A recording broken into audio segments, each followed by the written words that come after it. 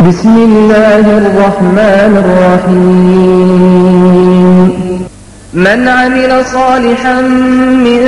ذكر أو أنثى وهو مؤمن فلنحيينه حياة طيبة ولنجزينهم أجرهم بأحسن ما كانوا يعملون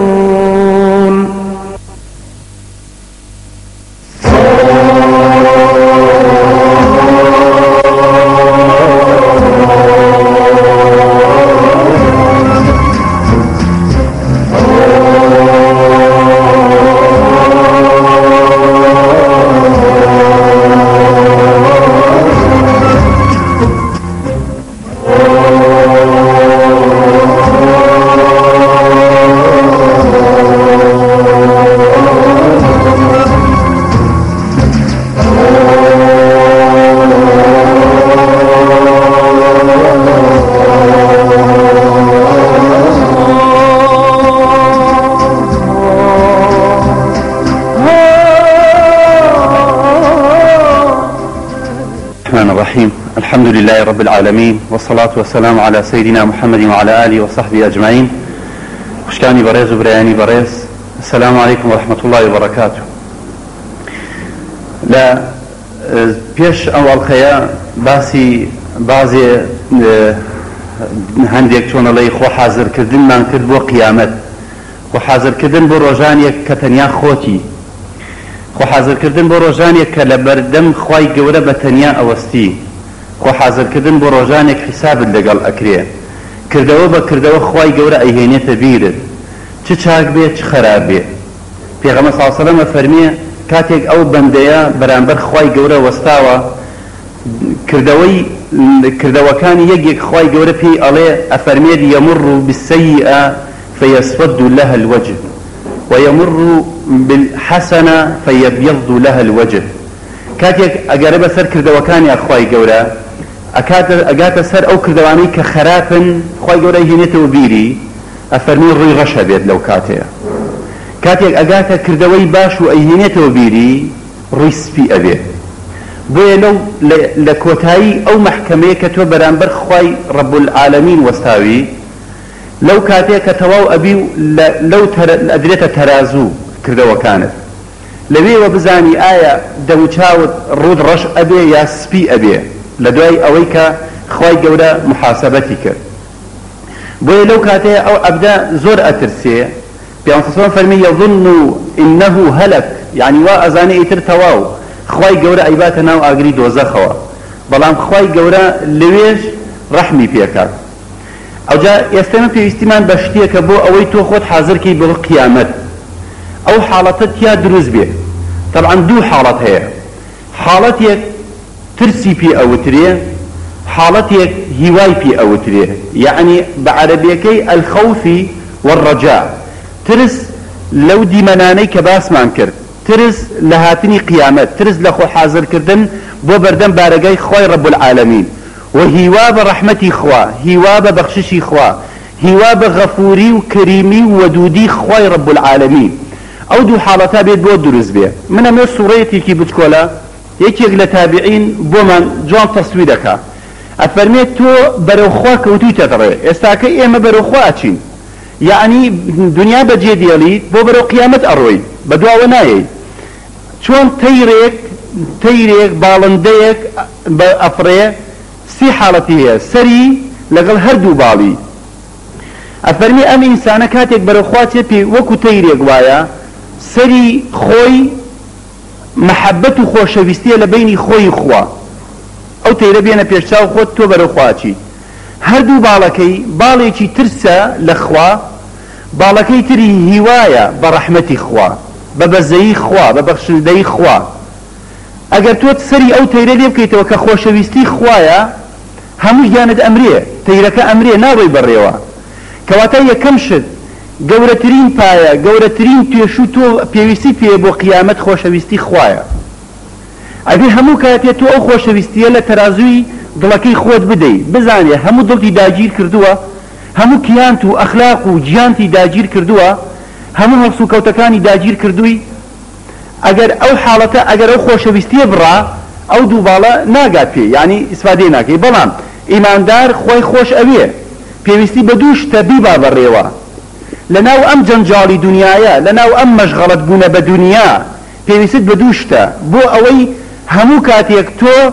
چۆن ئەڵێ بەرامبەر شەیطان و نەفس و ئارەزوو خراپە بەرنگار بی سینگ دەربڕپەڕێنی نەک شەی تەستیمی شەیطان و نەفس و ئارەزۆکان بی ئەویش ترسە لە خوا لەگەڵ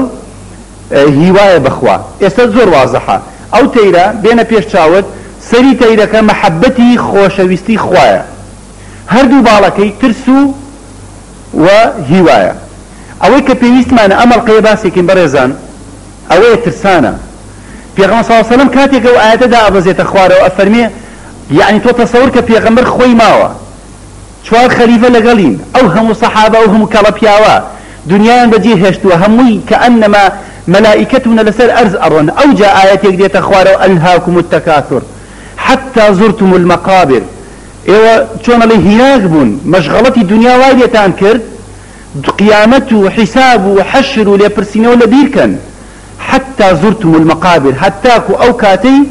كچونە ناو قبرسان و لەسەر شان برتانیان بۆ قبرسان حتى زرتم المقابر يعني زرتم بۆ زیارەت بێ تۆ دی بۆ لای من ئەڵێ بە زیارەت چمە ماڵ فڵانە کەس زیارەت يعني شوێنێکی کورتە وەنیا ئەوە زیارەتە بەڵام بۆ قبرسان خۆی گەورەوەی بەکارهێناوە حتى زرتم يعني زیارەتی قبرستانتان کرد ئەو بۆ مردنە قسەکە کەواتە تۆ لە قبرسان نامێنیتەوە ئەچیتە عالەمێکی تر پێوترێ عالەمی بەرزەخ ئەوجا من باسەکەی ئەمڕۆمان بەڕێزان ئەوەیە ئایا ئێمەی ئیماندار ترس و بیمی خوا ترس و بیمی ڕۆژی حەشر ترس و بیمی ڕۆژی وەستان بەرامبەر مەحکەمەی خوا بەرامبەر ئەو کاتی تەرازوو ئەخرێتە کار حازری ئەو ڕۆژەی ترسی ئەو ڕۆژە وای لێت کردووە تۆ لە عیبادەتەکانت لە دەستگرتنت بە دینی خوا گەرم و گوڕبی ترسوبینی ئەو ڕۆژە هەموو کاتێ لە دڵتا ئەی ئەو خەڵکی کە ئەیبینین لە ناومان هەمووی گوناحەکەن و غافڵن لە خوا و مەشغوڵن زیاد لە حەد بە دنیاوە ئەوە ترسە لە خوا ئایا ترسین لە خوا و لە ڕۆژی قیامەت وامان لێ ناکەن لە گوناح بە دووربین ئەی بۆ خوای گەورە ئەمەنە ئاگاداری بەندەکانی خۆی کردووە کە خۆیان حازرکەن بۆ ئەو سەفەرە بەڕێزان سەفەرێکە تەنیا خۆتی نەبراد لەگەڵا نەباوکت لەگەڵا نەدایکت لەگەڵا نەپارەت لەگەڵا حتا جلی بەرت لەگەڵ نییە سەفەرێکە هەموو شتێک بەجێ دێڵی سەفەرێکە کەس لەگەڵت نییە کەس دیفاعت لێ ناکە سەفەرێکە هەموو شتێک لە دوای خۆت بەجێ دێڵی خۆ حازرکردن بۆ سەفەرێکی وا یعنی هەروە پشتێنی لێ بکەینەوە دابنیشن نێڵێن حازرین تۆ بۆ سەفەرێکی کورت ئەو ماندووبوونە ئەەکەی وەرە بۆ ئەم سەفەرە نادیارە نازانی بەرەو جەننەت ئەڕۆی نازانی بەرەو جەهەنەم ئەڕۆی نازانی کتابت بەدەستی ڕاستە بەدەستی چەپ وەرئەگری چۆن خۆت حازر ناکەی بۆیە یەکێک لە ئەسبابی خۆ حازرکردن و خۆ ئامادە باشی کردن ترسانە لەو ڕۆژە یعنی کە باسی ترس ئەکرێوامان لێ نییە کەسێکی ترسنۆک بین بەعکسەوە من خاف الله خافه هەموو شتێک لێ ئەترسێ هەر کەسێ لە خوا بترسێ هەموو شتێک لەو ئەترسێ کەس نەبوو بەقەد لە دوای پێغەمبەر بەقەد ئیمامی عومەر و ئیمامی ئەبوبەکر لە خوا بترسن لەگەڵ ئەوەشە ئافرەت هاتوونە بۆ لای ئیمامی عومەر وتویانە فڵانە ئافرەت خراپە ناردوێتی بەدوایە کە وتویانە ئیمامی عومەر بانگ دەکا یەکسەر مناڵی لەبار چووە لە ترسی ئیمامی عومەر بۆ کە والیەک لە میسر ناعەدالەتی ئەکرد ئەترسا لە ئیمامی عومەر ئیمامی عومەر لە خوا زۆر ئەترسا لە خوا ئەترسا بۆیە خەڵک لێی ئەترسا بۆیە عەدالەتی بەرپا کرد ئەگەر ئەو ترسا لە دڵی ئێمە یابێ لە دڵی تاجرمان بێ لە دڵی ئافرەتمان بێ لە دڵی باوک و دایکان و برا خوشکانمان بێ لە دڵی کاربەدەستانمان بێ والله میلەت هەمووی ئیسراحەتەکە ترسی حیسابکردن بۆیە ئێستا تۆ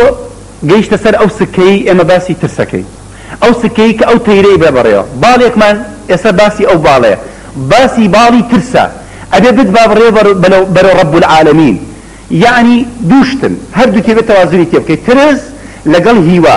خەڵکانێک هەم نوێژ ناکەن ئەڵێن خوا بەڕەحمە کە ئەنەما هیوای بەڕەحمی خوایە دادە بۆ ئیلتیزام ناکەی بۆ خۆت ناپۆشی بۆ تۆ بە ناکەی ئەڵێ خوا بەڕەحمە ئەوە بە قسەی خۆی هیوا و ئەمەلی بەوەیە کە خوای گەورە بەڕەحم و بەزەیە ئەی خوا خۆی نالێ ڕەحمەتی وەسعت کل شەی ئەی خوا خۆی پێغەمبەر نافەرمێ کەس بڵێ لا ئیلاهە ئیلا الله لە بەهەشت یەک جاوتی بێتی خوای گەورە لە جەهەنەم دووریە خاتەوە بۆ قسانە چۆن ئەڵێ خۆی ئەپەڕێنێتەوە بەڵام ئیماندار بۆ هەردوو حاڵەتەکەیە هەم ترس هەم ڕەجا ئەبێ هەردووکی تەوازن کەی بۆیە باسی ئەمڕۆ تەرخانەکەی بە ترس لە خوای گەورە بۆیە خوای گەورە لە شەرتی ئیماندار کە تۆ شەرتی ئیمانت ئەوەیە کە بترسی لە خوا بترسی لە ڕۆژی قیامەت چونکە من لە ئاڵقەیەکە باسی خەشیەمان کرد خەشیە فەرقی هەیە لەگەڵ ترس خەشیە ئەو حاڵەتەیە تۆ هەیبەتی خوا و عەزەمەتی خوا و خۆ حازرکردن بۆ بەربارەگای خوا یعنی چۆن بە معنایەک خوا بناسی لێی شەرم ئەکەیت بەڵام ترسان ئەوەیە ترسان لە عقوبەی خوا لە غەزەبی خوا لە عەزابی خوا لە جەهەنەمی خوا لە ڕۆژی وەستان لە بەردەم بارەگای خوا ترسان لەو ڕۆژانەیە ئەوە خوای گەورە چی ئەفەرمێ فلا تخافوهم وخافوني إن كنتم مؤمنين ئەگەر ئێوە ئیمانداری ڕاستەقینەن لە خەڵک مەترسن لە من بترسن شەرتی ئیمانە إن كنتم مؤمنين کەواتە ئەو کەسەی کە توی ئەبینی گوناح ئەکات و ناترسیە لە خوا ئیمان لە دڵیان نەچەسپاوە ئەگەر تۆ تا ئێستا خۆت پاراستووە لە گوناح ئەوە ئیمانە سەلامەتیەکەی بە دڵت پێی خۆش بێت دەستی پێوە بگری قەڵای ئیمانەکەت نەڕوخێنی ئەوە شەرتی ئیمانە بەڕێزان چونکە ئەم ئیمانە لە ناو تاریکی قەبر و عەزابی قەبر ڕزگارت ئەکا ئەگەر ئیماندار بی بە بترسی لە خوای گەورە دوای ئەوە ئێستا خەڵکێک هەڵێ باشە منەوە ترسام لە خوا کەسێکی ئیماندار بترسێ لە خوا چ سوودی هەیە بۆ دەور و بەرەکەی چ ئیسفادەی هەیە بۆ کۆمەلگا و خێزان و ئەو ژینگەی کە تایە ئەژێ خوای گەورە چی ئەفەرمێ إن الذين هم من خشية ربهم مشفقون أولا تسلسل أو آياته لا آخرها تي أفرمي أوانيك الأخوة ترسن نشاني ترسان الأخوة تيين أولئك يسارعون في الخيرات أقاتنية ندأوش وهم لها سابقون أوانيك ترسي خوال ضليانا ترسي حساب لضليانا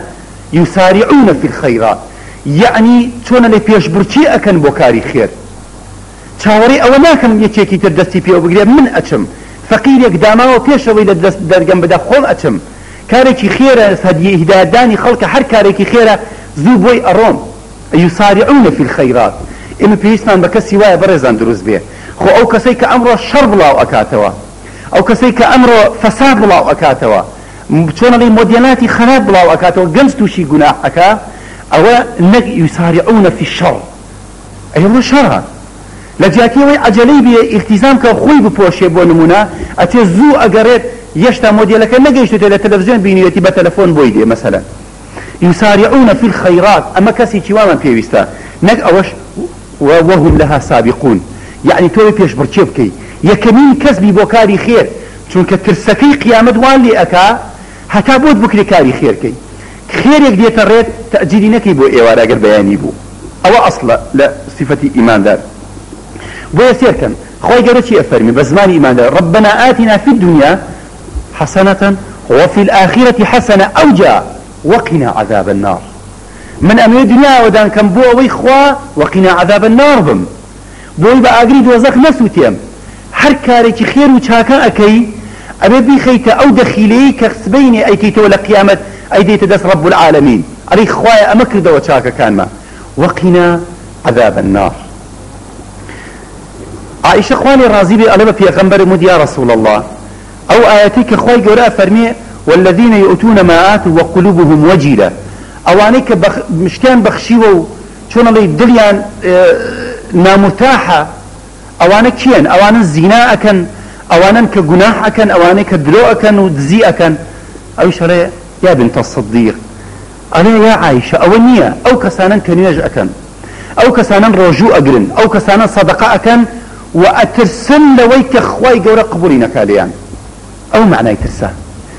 أو ترسى يعني كسي نيجك رجوع أقرب بترسي لويك خواي قورا لي قبول معك بترسي بو أوي پشتوني لينكي تو گناح بيد نويري من بيم خوشة توبم كردو ظلم زور خوشة بالرجوع من رجوع رمضان أقرب نيجكانم أكم صدقه إنفاقش أكم بلان أبي بترسم آي خواي قورا لي قبول كردو نقروي توشي واسواسي وشك بم لا بترسم لويك خواي قورا لي قبول مكا چی بكم اگر سبين خواي قورا بيداته ودموچاوم چی بكم شرمزارة بم او كسانان خواي قورا وصفي دلكانيان كردوه وأفرميتي وقلوبهم وجلة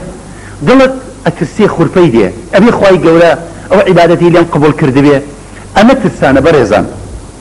أبي أو حالة يا دروس بإمام حسن تفسير ما يتا أفرمي سيون أخوات أفرمي والله عملوا بالطاعات أو كسانيك أم حالة ترسيان ودروس تبيه طاعات إخواءكن واجتهدوا فيها نقروش زور ما ندو أبن لعبادة شاء وخافوا أن ترد عليهم وأترسيان لويك بدرية الرؤيا ليان قبول مكريه أو حالة أقربوا دروس بو أو نشاني إيمان سلامتية بلان كسي واهي لن بينج نيجا يك نيجا كاكا يان تنها نيجا كي أكاد الإخوة بس يان تنها بون مناخوي بوشتيني كي تون على يشلو شق يعني التزامي كي تواوي نيا يان أو تابس خير وصدقيك للرمضان أو بس رمضان برجوبي لإخوة بالرحمة بشتيوني لي أكاتوا بلان هو صفتي إيمان دار نيا صفتي إيمان دار ويا عبادتي كي زور أكا بس أترسيه لويك أخوايا أبي لي قبول كرد بي أخوات أبي أخواي قولني داتوا روما أو جاء فرميتي إن المؤمن جمع إحسانا وخشية إيمان دار ترسو شاكا كان ليك أدا ترسو شاكا ليك أدا يبي هردو كي بيك وبيه ترسكت لأخوة لقد شاكا كانت ببردوامي بلا منافق وانية تنبلي توزلي لكاري عبادتها وبشتشي كردوتها كاري خرابيش أكاد شاوري رحمتي خواشا شاوري أويتي لإخوة برحمة وخوة بزي وخوة رحمة مليكا بزان خواهي قولة أيوة فيري ترسد بك بو نمونا بتايبتي للرجي كي وق أمره لحديثي كي قدسية خواهي قولة فرمشي النظرة سهم مسموم من سهام الإبليس سير كردن ونظر كردن تيري كي جنقاوي وجهراوي شيطانا أفرمي من تركها من مخافتي هر كسي لترسي من چونك اگر ترسي خوال لضل نبي بتنيا قناحكي كسد بديار نبي ترسي خوال نوضلكي تويا نبي ولا سر كيانو عقله وشبير تا سيطري نكرد بي تو قناحكي بوي او نظرية كسبيد نازانة تنها خوان بي افرمي هر كسي چاوي خوي بپاريزي لترسي من لترس من مخافتي افرمي ابدلته ايمانا يجد حلاوته في قلبه لجاتي أوي كأوي خوي محروم كرد لو نظريا لو سير كردنا أو من تام تيجي إيمان أخمد الله كيرا بس لبر ترسي خواي رب العالمين تيوا اللي أكاد وتشاوي خوت بباريزي لوي كنظرك بكي قنجيكي هجد صال ثعلبي كوري عبد الرحمن عمري أوان ديه بيغمى صلى الله عليه وسلم أين يريب ويكاريك لشون تر باس كراو بلام ليرة باس يكن بو زياتر قمشكان إسفادي لي بكن چونك تو أم نق نظر جاران لزمني بيغمر آخرتها ديار نبو أو جاش أمي بوا عليه الصلاة والسلام أو جاش أم حديثي وتوا أي باشا أم تلفزيون كراوية أو هم آخرت أخوي أرزك على بازار أم قنجة بس زمانه ليك بباريزي لدو بباريزي لسير بباريزي زحمتها بلام أكريت تو دلت بباريزي چونك دل باريز را چاوش أباريز ريه أكري عقيدة روشت وبيونديك لقى الخواب باريزي خوشويستي خواب يغمر بباريزي نظرك خوي باريز راو أبيه أو قنجك أروبر يوتي بإشاكي بيغمر بك صلى الله عليه وسلم ما صحابيك أنصار ديواركيان نزمة كنزمة لكوسبيك وبي برزة سركات حوشك عفرتك بيني عفرتك لحالتي شون لجاني ديارة كأروبر لا ويتر عليه من تشبه تشيء وياك بقاموا خدمتي بيغمر صلى الله عليه وسلم شون لرندي جاري كتر بيغمر ببينم ترسو خوفي خواي قورواي ليكا بيغمرش بجي ديالي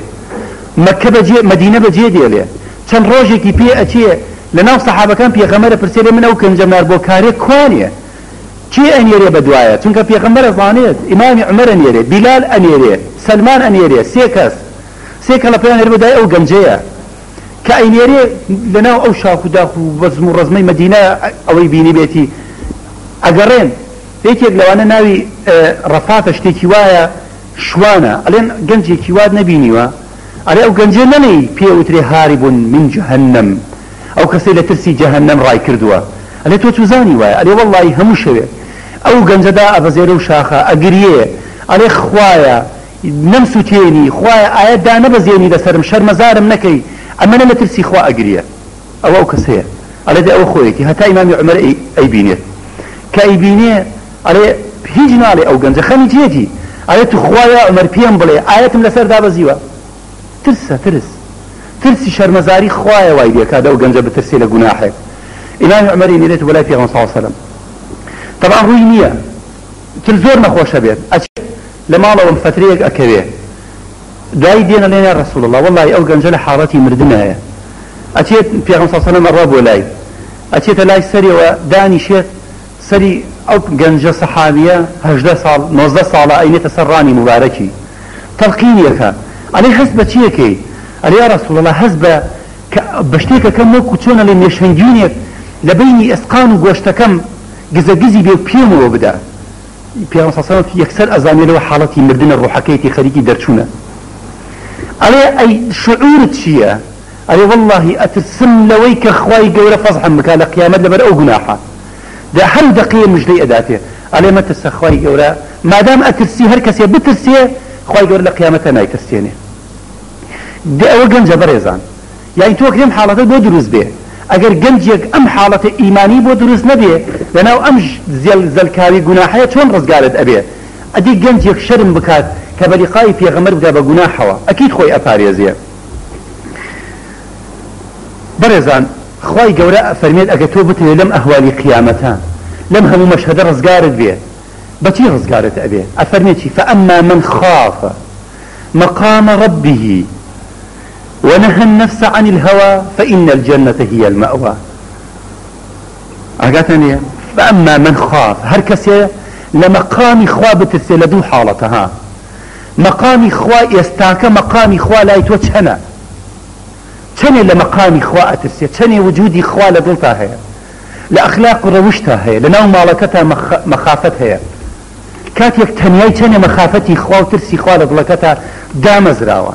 ومخافتي خوا وترسي خوا لقيامتها ككاتيك راوستاوي برانبري فأما من خاف مقام ربه هركسي لمقام خوا بترسي ونهى النفس عن الهوى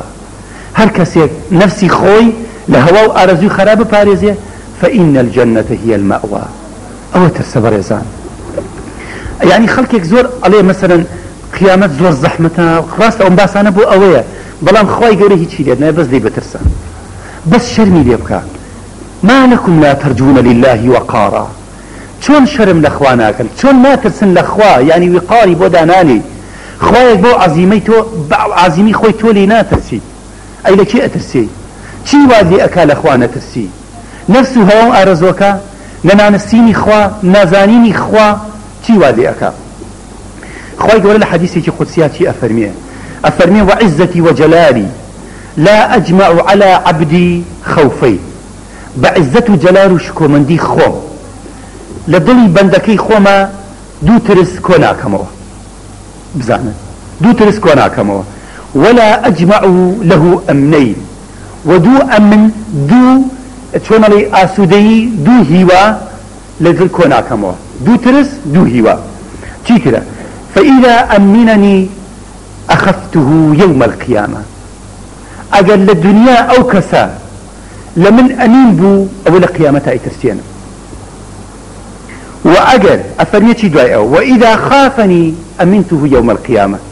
وأقل الدنيا لمن ترسى أو من قيامتها يعني شون لي ضل آسوديك من أيترسينا الدنيا أقل كسيك بترسينا لخوا لقيامتها أكيد خواي قول نايترسينا أو وعدي خويتي سيون دخوا برزان سيون دخوا بوي توضل نيابي بس بو أوي ترسي خوالة دلابي للدنيا وعزتي وجلالي لو زياتر دلك بور خورا قرنابي لو زياتر بو لأخوانا ترسين وعزتي وجلالي لا أجمع خوفين دو ترس لضلي بندكي خون كوناكم أقل لدنيا ليم ترسا أو لقيامت ناي ترسينم وأقل لدنيا ليم ترسا أو لقيامت أي ترسينم يعني تصور كان أو أقل لقيامتها بترس لدنيا بترسي خواي قولة لقيامتها نا ترسينم مش دينيكي خوشة دادا لبرتشي خود بوشتا كرت كاكي جنج لتبرتشي توبت كرت او تاجرك خوي افاريزي لقناح او كسيك لقناح خوي افاريزي لترسي خوا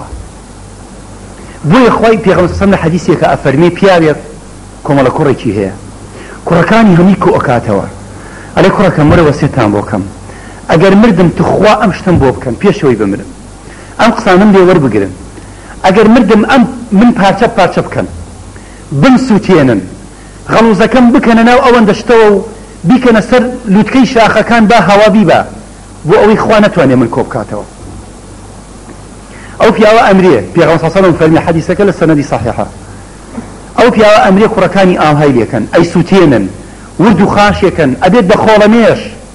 ئەیکەنە سەر لووتکەی شاخەکان هەوا ئەیبا هەرود لەحزەیەک خوای گەورە ئەمرەکات کە ئەو بێت کۆ بکرێتەوە کە کۆ ئەکرێتەوە ئەو دەقەیەکە بە ئینسان وەکو خۆی ئەڵێ پێم بڵێ بۆ وات کرد واتە زانی من کۆت ناکەمەوە ئەڵێ نا وەڵڵی خوایە من ئەترسێم لە تۆ وتم بەشک و لە ترسی تۆ نەبینمەوە جارێکی تر ببم بە خۆڵەمێش و لەگەڵ هەوا و خۆڵا تێکەڵاو بم مع العلم ئەو پێوە عیبادەتی خوای نەکردبوو بەڵام تەنها ترسی خوای بووە دەی خوای گەورە ئەفەرمێتی فغفر له خوای گەورە لێی خۆش بوو ئێمە بەس ترسمانێ ترس چونکە ترسە لە گوناح دوورتەکە ترسە نایە لێ غەش بکەیت ترسە نایە لێ خیانەت بکەیت ترسە نایە لێ فەساد بڵاو بکەیتەوە ترسە نایە لێ نائەدالەتی بەرپا بێ ترسە لە خوا ترس وا لێکات بۆیە بەڕێزان ئەبێت تۆ شیعارێک بۆ خۆت دروست بکەیت یەک ئاەتێک لەسەر دڵت بچەسپێنی ئەفەرمێتی پێغەمبەر صلی الله علیه و سلم من ئێمە باسی هەندێک جارە لێن ئێمە بەرنامەکە باسی وەختەوەریە باسی دروستبوونی حەزارە و پێشکەوتنە ئیماندارێک لە خوا بترسێ پێشەکەوێ ئەکی پێشەکەوێ مجتەمەعێک کۆمەلگایەک لە خوا بترسێ پێشەکەوێ ئەی چۆن پێش ناکەوێ ئەگەر مجتەمەعێک غەشی تیا نەبێ لە ترسی خوا چۆن پێش ناکەوێ مجتەمەعێک زوڵمی تیا نەبێ چۆن پێش ناکەوێ مجتەمەعێک عەدالەتی تیا بێ چۆن پێش ناکەوێ ئەفەرمێتی ڕەسوڵ الله صلی الله علیه و سلم من خاف أدلج ومن أدلج بلغ المنازل هر کەسێک ئەگەر بترسێ شەونخوونی ئەکا و هەر کەسێک شەونخوونی کرد بلغ المنازل ئەکاتە پلەپایی گەورە پێش ئەکەوی بەرەو پێش ئەچی ئەوە مەقامە ئەوە پێشکەوتنە ئەمە هەر بۆ ئەوە نییە تەنها دڵمان ئێستا برین باسێکی خۆش بۆ باسی ترسی لەخوا بێ من کەسێکم هەتا لەخوا بترسم لە دنیا ناترسم واللهی بەڕێزان وایە لەخوا بترسی لە دنیا ناترسی بەڵام لەخوا نەترسی لە پارە ئەترسی لە نەبوونی ئەترسی لە دەوروبەرەکەت ئەترسی لە سێبەری خۆت ئەترسی لەوە ئەترسی سەروەتەکە بەجێ بێری لەوە ئەترسی ماڵ و مناڵت برسی بن لەوە ئەترسی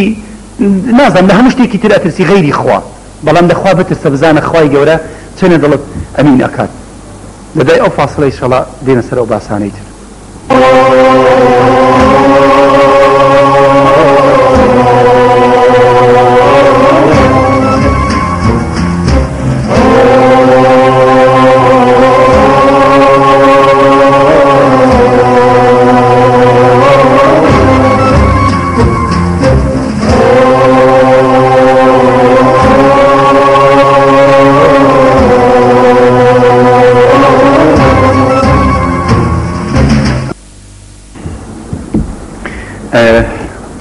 بەڕێزان حەقە هەموو کەس ئەو پرسیارە لە خۆی بکات یعنی بە هەموو کەس ئەگەر بڵێ لەخوا ئەترسی ئەڵێ یعنی جوابێکە تقریبا ئەدرێتەوە بە عام هەموو کەس لەخوا ئەترسێ ئەوترێت باشە خۆ ئەڵێ غەرب بۆچی پێشکەوتووە ئایا سەبەبی ترسانە لەخوا پێشکەوتووە سەبەبی ئەوەیە نەخێر سەبەبی پێشکەوتنی غەرب التیزامکردنە بە ئەخلاقیاتی ئیسلام يعني بمعنایەکی تر بەو ئەخلاقانەی کە پێش ئەکەوی بەڵام ئێمە باسێک ئیسلام کە باسی پێشکەوتنت بۆکە پێشکەوتن لە هەموو مەجالەکان لە مەجالی اجتیماعی لەناو کۆمەڵایەتی ژیانی خێزانداری پێشکەوتن لە پەروەردەکردنی نەفس من چی لە پێشکەوتنی بکەم تەنها مادە بەرەو پێشبەرێ بگاتە ئاخر تەتەور لە کۆمپیوتەر و لە ئیتیصالات بەڵام بەشەر ڕووخابێ لە بنەوە پێشکەوتنی غەرب پێشکەوتنیکی مادیە پێشکەوتنی ئیسلام پێشکەوتنیکی مادی معنەوی و ئەخلاقیە فەرقی زۆرە چونکە ئیسلام ڕەحمەتەن للعالەمینە یعنی فەرقەکەی دینی تۆ لەگەڵ خەڵکی ترە ئەوەیە ئێمە ئەمانەوێ پێشکەوین لە هەموو مەجالەکانە یعنی خەڵکێکی تر ئەوێ بەس لە مادەیە پێشکەوێ ئێمە ئەمانەوێ پێشکەوین لە هەموو بوارەکانە بۆیە ترسی خوا زیاتر دەوری هەیە دوای ئەوە شەرتی دووەم بۆ چۆنەڵێ شەرتی پێشکەوتنی ئیماندار ئەو شتەیە ئەبێ ئیماندار ترسی هەبێ لەخوا ئەوجا پێش ئەکەوێ ترسی هەبێ چونکە ئەگەر کەسێک خەڵکانێک هەبوونە خۆ خەڵکی غەربن ئەوەتە بۆ نمونە زۆر بە میسالێکی بچووک ئەو ئەمەلی نەوت بەرامبەر خۆراکی لە عێراق کرا خۆ کابرای غەربە کە سەرپەرشتی چەند سەرپەرشتیاری ئەو خۆراکە ئەوان دزیان ئەکرد خەڵکی غەرب بوون ونیا ئەی ئەگەر کەسێکی ئیماندار بێت دڵی نایە چۆنەڵی دەنکە جوێیەکی دەنکە گەرمێکی ئەو میلەتە بخوا يعني فەرقەکەی لەوەیە ئێمە ئەو کەسەمانەوێ ئەو پێشکەوتنە مادیە لەبەر غەفڵەتی مسلمان لەبەر شەڕ و ئاژاوە مسلمان لەگەڵ خۆیان مسلمان دواکەوت بەڵام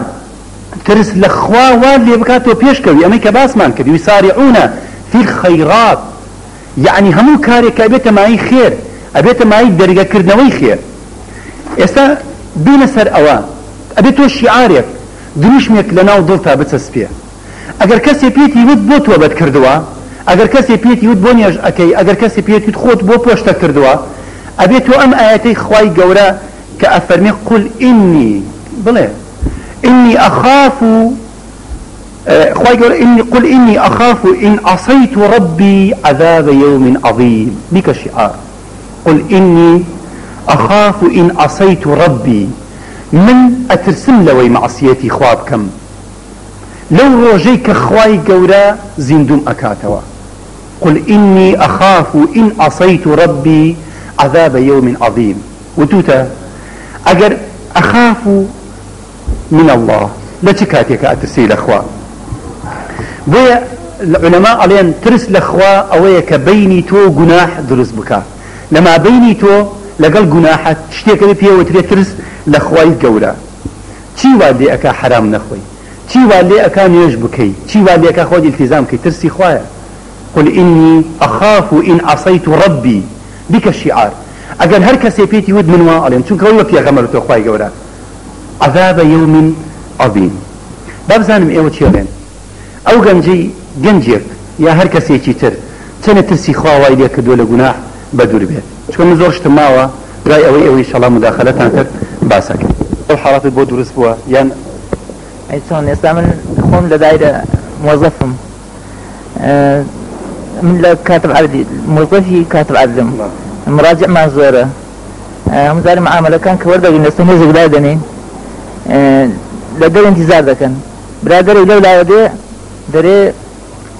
عامل تخازودو بريكا جماعة المصطفى كانوا خما لو كاتا تستيكم لو درزا ببري اگر إشاكي لنا كم احتمال بري او هل بري يعني وسيلك لبو بهاش پیامبر صلی الله علیه وسلم لترسی خوای سیل سزهر نگرتیا طبعا كخوا مثلا بهشتي پی بخشیا وعدی همش چی پیدا كأو هاد بترسي ايدي بما تفين سردني انسان مسلمان لنا كي بيس شيء لبروي انسان مسلمان استعمل دمان تواني لزياتي بيني لا بسينا باركو بسينا زي شويني خرافه اما بيمان دكي بلان ترسي خوای ورد دكا بسيم كورو مدسي بيلوزو برس من خوان بستو دو سال لما وبر عمرم 15 سال او ندل خواتر سام او ندل خواتر سام توبام کرد پاشان لپاشی توبه که 2 سال لما لو دانشتم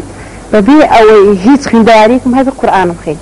همه قرآن خیل لبر اوي او ندل خواتر سام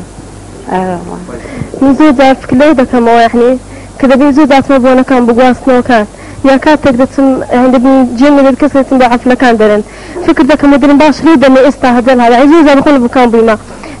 بساش ما كذا قلت لك خوار كستوا قلت باش استريد ما هجرتان هذا مردن يعني سكن أقلت السخاء جوانا بالباب أو كسانا شنو هذا بن يعني فكر كنا ولا حظنا تخاء جوانا فكر كنا يعني أقول كسان تسخاء بالباب وأنا كان يعني جوزا قلت استريد دربي وراز مدي نتواني لا إله إلا الله محمد رسول الله كذا أنا برخاء جوانا شرمزارة بي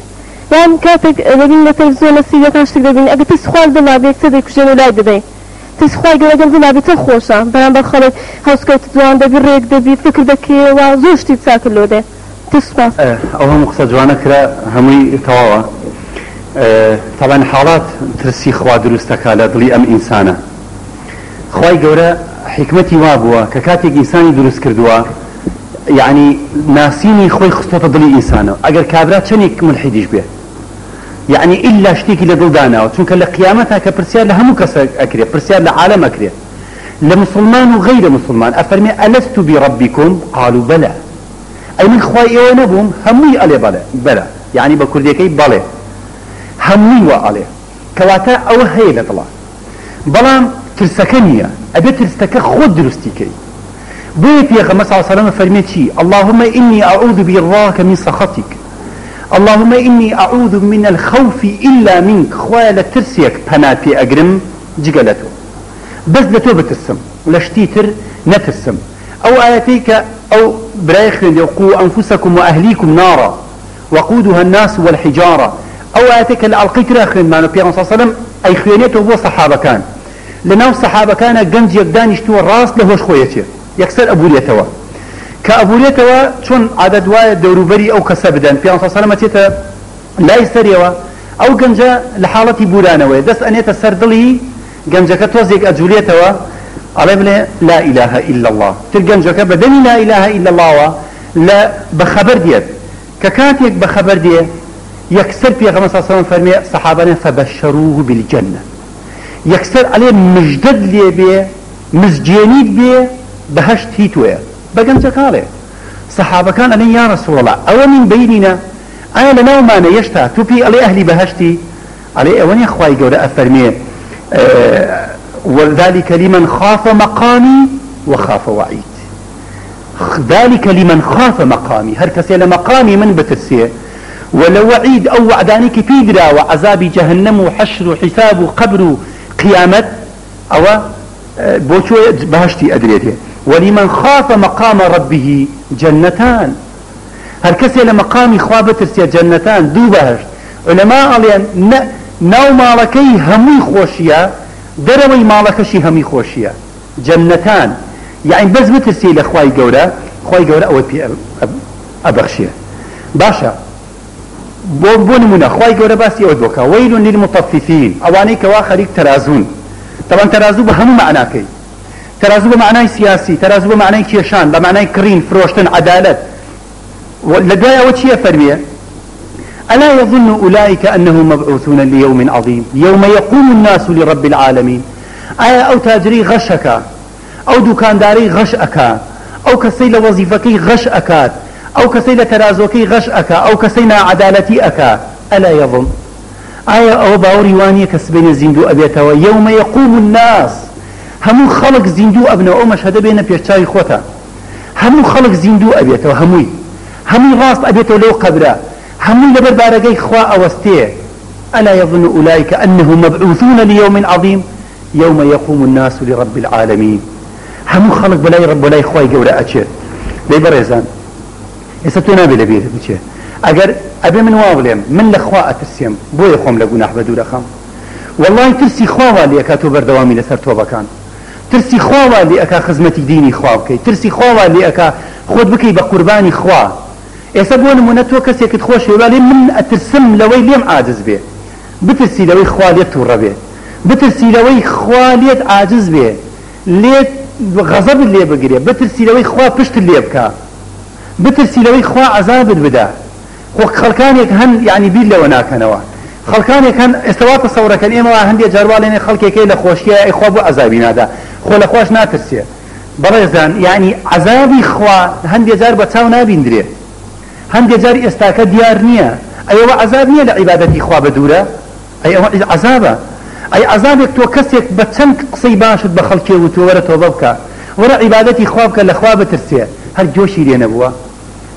بيري تو نيج بك نيج ناكا بيري تو حجام بوشنايكا او كنايكات حتى ما يكدو لعقوبه لخ امينته بغناح لسري خواي قبل هدايتي نادى بكابي خيري تر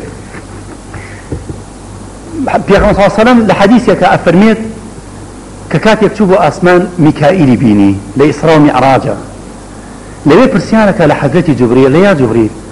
ما لي ارى ميكائيل لا يضحك بو ميكائيل ابينم بيناكني قال والله يا محمد لو كاتوي خواي قورا اقري دروس كرو ميكائيل بيناكني ميكائيل او ملائكة قورا كيتشك لو توار ملائكة قورا خواي رب العالمين دروسي كردوا لو كاتوي اقر دروس بوا ميكائيل بيناكني بيكني بس زاريا نهاتوا ترسي خوا او هاي برزان هيبتي خوا او هاي ايو ازان شن قورا ميكائيل يقبالي كي بقد همو مشرق ومغربي أرزا يكباضي أخذ تو أمي سانة شيء لو خوانا ترسيه ئەم ئینسانە بەم بچووکی و بێهێزی خۆیەوە لە خوا ناترسێت. بۆیە بەڕێزان ترسی خوا ئێستا کەوا لێ ئەکات تۆ زیاتر دەست بە نوێژەکەتەوە بگری، زیاتر ئیلتیزامکەی بە عیبادەت و تاعەتی خوای رب العالمین. ئەگەر ترس لە دڵتان نییە بەو شێوەیە بێ پێیاکەی، ئەبێ خوا بناسی بە معنای کەریمە، ئەبێ خۆت حازرکەی بۆ ئەو ڕۆژەی تاکو تەنیای. وەبزان ئەوەندە بەسە. طبعا هەندێک شتی تریش ماوە، ئەوەی کە بەشی دووەمی ئەم باسەیە ئەوەی ڕەجاو هیوایە لە خوای رب العالمین، بۆ ئەوەی هەردوو باڵەکە پێکەوە بتفڕێنێ بۆ لای خوا ئەو خۆشەویستیە کە سەری عیبادەتە هەڵەدگرێ بەرەو خوای گەورە بدبات. یا ربی خوای پەنات بێ ئەگرین لەوەی کە تەنها لە تۆ بترسین خوای گەورە. یا ربی خوای پەنات بێ ئەگرین لە دڵێک کە ترسی تۆی تیانە بێ. خوای پەنات بێ ئەگرین لەوەی کە لە عیبادەتەکان ساردەوە بین. خوای پەنات بێ ئەگرین لە دەتۆ نەترسین. خوای گیانوەمان لێ بکەی هەموو کات و ساتێک ترسی تۆمانە دڵ بێ. یا ربی خوای ئەوەی ترسی تۆی لە دڵ نییە، ترسی خۆتی بخەیتە دڵەوە. خوای ترسی تۆمان لێ بکە پێشکەوین، ترسی تۆمان لێ بکە دەست بگرین بە عیبادەت و تۆبەکردنەکانەوە. یا ربی خوای لەو کەسانە حەشرمان بکەی لە دنیا لە تۆ بترسن و لە قیامەتیش تۆ ترسیان لەسەر دوور بخەی. خوای گیان بەهەشتمان بە قسمەت بکەی، خوای لە فیردەوسی ئەعلا جێمان بکەیتەوە، خوای بە ڕەحمەتی خۆت بدامان پۆشی. یا ربی خوای لەگەڵ ئەو کەسانە حەشرمان بکەی لە تۆ ئەترسن. یا ربی خوای لەگەڵ ئەو کەسانە حەشرمان بکەی لە تۆ شەرم ئەکەن. یا ربی خوای لەگەڵ ئەو کەسانە حەشرمان بکەی کە لەژێر سێبەری خۆت داوەتیانەکەی. خوای ئەوەی تۆبەیان کرد و تۆبەکەیان لێ قبول بکەی. یا ربی خوای ئەوەی نەخۆشە شیفای بۆ بنێری. یا ربی خوای ئەوەی تۆبەی نەکردو هیدایەتی بدەی بۆ تۆبەکردن. خوای عیبادەتەکانمان لێ قبول بکەی، خوای عیبادەتەکانمان لێ قبول بکەی. خوای یارمەتیمان بدەی توێشوی زیاتر بۆ قیامەت بخەین. خوای ئەگەر تا ئێستاکە ترسی تۆ لە دڵەکانمان کەمە، خوای ترسی خۆت لە دڵەکانمان زیاد کەی، خوای ترسی تۆ لە کردەوەکانمان ڕەنگ بداتەوە. یا ربی خوای یارمەتیمان بدەی، یارمەتیمان بدەی زیاتر عیبادەتی تۆ بکەین. آمين آمين والحمد لله رب العالمين. سبحان ربك رب العزة عما يصفون وسلام على المرسلين والحمد لله رب العالمين. خواهي قول أجر پاداشنا مداتوا لسر أو هاتنا لسر أو جوگرتنش تا بيگشنوی تر بخواتان أسفيرين خواتان نقل. الرحمن الرحيم. من عمل صالحا من ذكر أو أنثى وهو مؤمن فلنحيينه حياة طيبة ولنجزينهم أجرهم بأحسن ما كانوا يعملون.